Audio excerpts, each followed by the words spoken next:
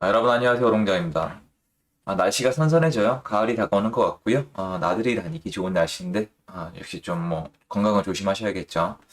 요번에 요청을 많이 해주셔서 그 8기 강의를 오픈하기로 했고요. 밑에 링크 참고하시면은 신청 가능하시니까 필요하신 분들은 한번 참고 부탁드릴게요. 오늘 영상 시청하시기 전에 구독하기, 좋아요, 멤버십까지 부탁드리겠습니다. 기사를 봤고요. 이거 예전부터 있었던 얘기인데 자, 이거에 대해서 잠깐 최근 들어서 제가 좀 다른 얘기를 하게 됐거든요. 그래서 지금 이 기사에 관련해서 다른 얘기를 하게 됐는데 그게 제가 말을 바꾼 게 아니라 상황이 많이 바뀌었어요. 그래서 그거에 대해서 한번 말씀을 드려볼 테니까 여러분이 한번 생각을 해보시고 어떤 결정을 하는 게 좋을까 이렇게 한번 곰곰이 고민을 해보셨으면 좋겠습니다. 제가 오늘 하려고 하는 얘기가 뭐냐면 과거에 제가 빌라 같은 거 전세 들어갈 때 비싼 전세 들어가지 말고 조그만 아파트라도 사라고 이렇게 영상을 찍은 적이 있어요. 특히 신혼부부 지금 손잡고 집 구하러 나가서 도저히 못 구하는데 아파트가 많이 올랐으니까 미루고 싶잖아요. 사람이 주택이 너무 오르면 심리적으로 부담이 되면 집을 매수하는 걸 뒤로 미뤄요. 대출도 많이 받아야 될 수도 있고 부담스럽잖아요. 인간적으로. 인간 대 인간으로 이건 좀 부담스럽잖아요. 그러면 우리가 택하는 게 가장 많이 택하는 게 전세예요.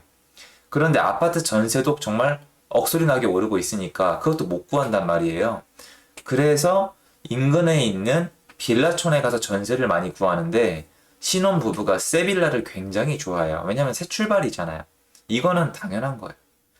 새 빌라를 가는데 아는 분들은 아시겠지만 새 빌라 중에서 작업 쳐놓은 게 있어요.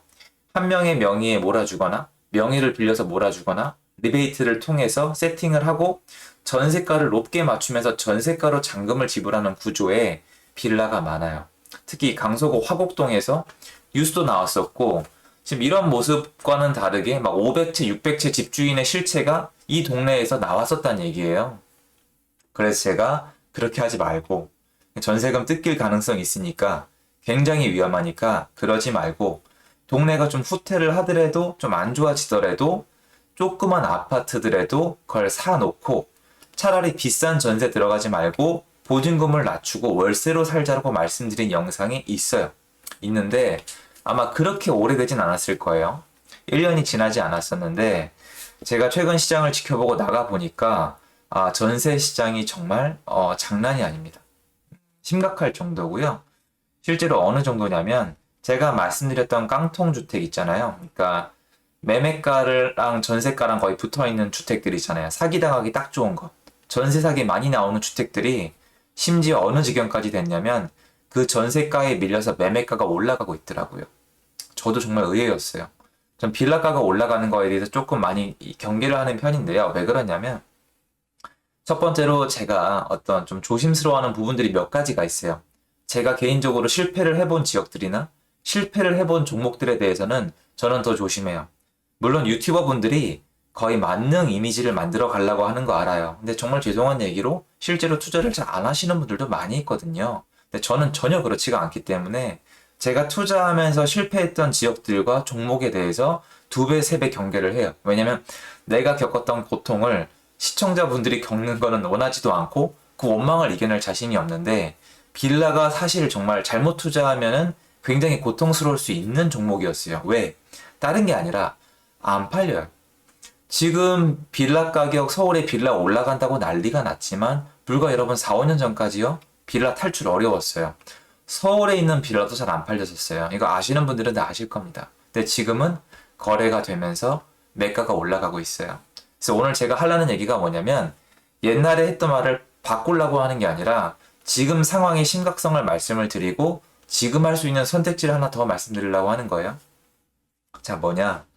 예전에는 빌라에 나가서 빌라 전세가랑 매매가가 붙어 있으면 그걸 사지 말고 전세도 하지 말고 월세를 택하면서 인근의 조그만 서울 아파트를 경기도권 아파트를 전세를 끼고 사놓으라고 말씀을 드렸죠. 그런데 제가 말씀드렸던 그 경기도권, 인천권의 아파트 작은 것까지 지금 대부분 많이 올랐어요. 투자금이 많이 들어간다고 표현하면 좀 그렇겠지만 돈이 더 많이 있어야 되거든요. 그런데 지금 그러함에도 이미 아파트까지, 조그만 아파트까지 다 오른 상태에서 신혼집을 구하러 나가신 분들이 똑같이 인근 빌라로 밀려났는데 빌라 전세가가 너무 비싼데 매매가랑 똑같다. 그러면 이제 선택지가 없잖아요. 맞잖아요. 제가 옛날에 말씀드린 내용이 실행이 점점 더 어려워지고 있어요. 왜냐면 지방에 있는 아파트는 제가 추천을 강력하게 드리기 어려운 게 이 유튜브 영상에서는 왜 그러냐면 예전에 과거 시장을 돌이켜 봤을 때 서울과 수도권 아파트를 제외한 광역시의 주요 지역의 아파트를 제외한 소도시와 광역시의 어떤 약간 B급, C급 입지 있는 아파트들은 유동성으로 한번 올랐다가 그게 한번 다 무너졌었어요. 그러니까 무너질 때 굉장히 많은 분들이 어려워했고 그때 경매 시장에 있었던 분들은 아시겠지만 이 역전세죠.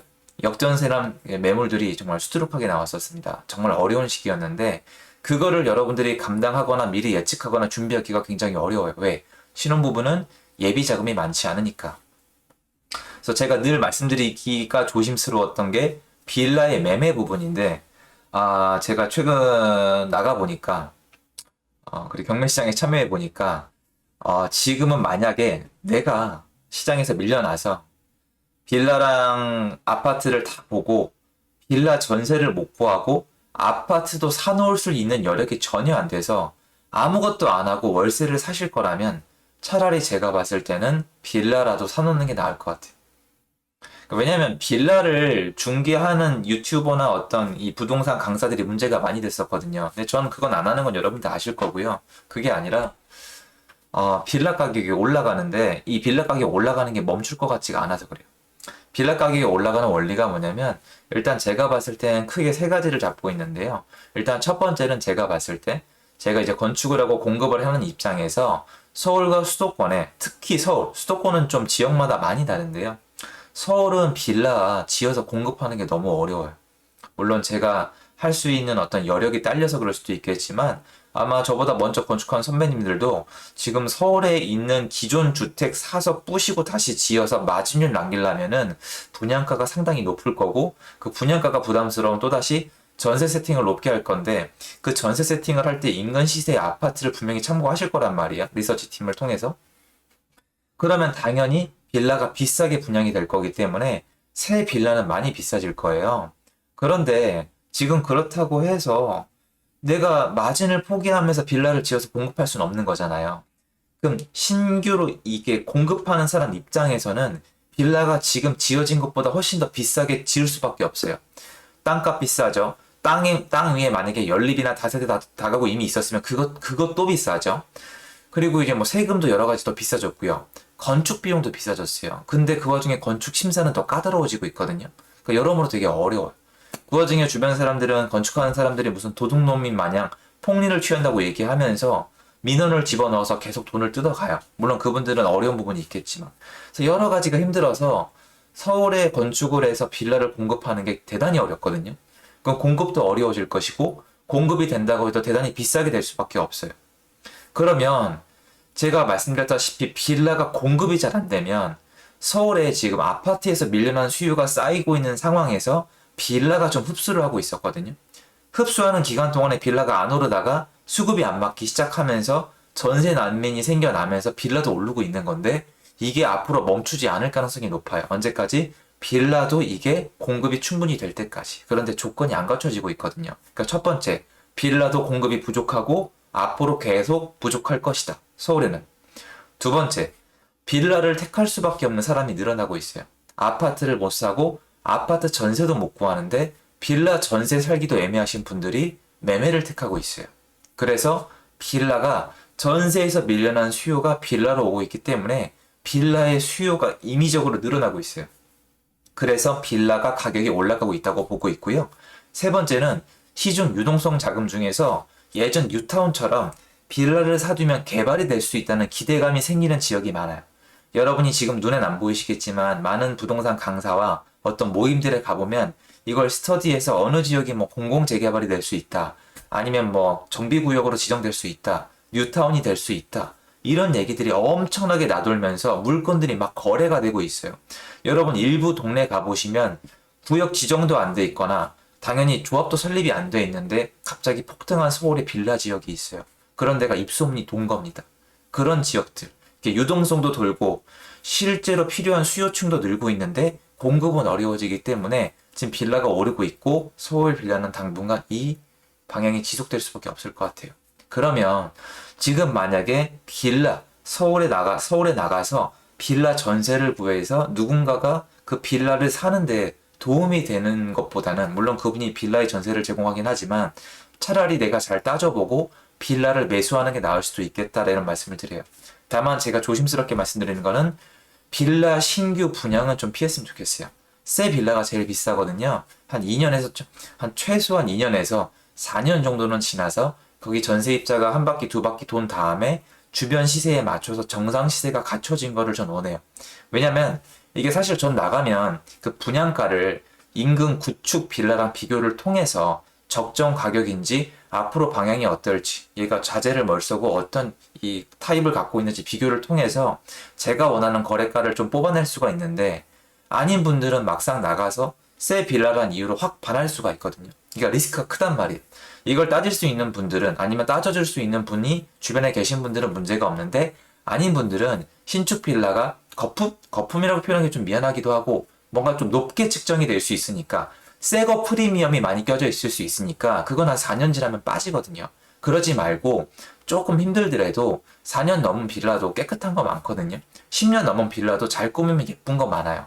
그런 거 골라서 전세가가 꽉 차서 수요가 있다고 확인된 것 중에서 서울 전역에서 고르고 골라서 빌라 한 채 매수하시면은 그냥 전세 사는 거나 가만히 월세 사는 것보다는 훨씬 더 좋지 않겠냐라는 생각을 말씀을 드려요. 왜 그러냐면, 보시면 올해 준공 빌라 중 매매가 대비 전세가 비율이 90% 이상인 빌라가 서울에 이렇게 널렸어요. 그런데 말씀드렸잖아요. 이 빌라 전세가가 내려갈까요, 여러분? 이 빌라 전세가가 내려갈 거라면 지금 이거를 매수하는 건 대단히 위험할 수 있어요. 왜냐면 빌라에 대한 실거주 수요가 빠지면서 매매 가격도 영향을 받거든요. 아파트랑 달라요. 빌라는 희소성이 상대적으로 떨어집니다. 공급이 상대적으로 쉬워요. 아파트보다 당연히 쉽죠, 여러분. 그리고 미분양 가능성도 높고 그걸 짓는 사람의 시행 시공자도 자금력이 약해요.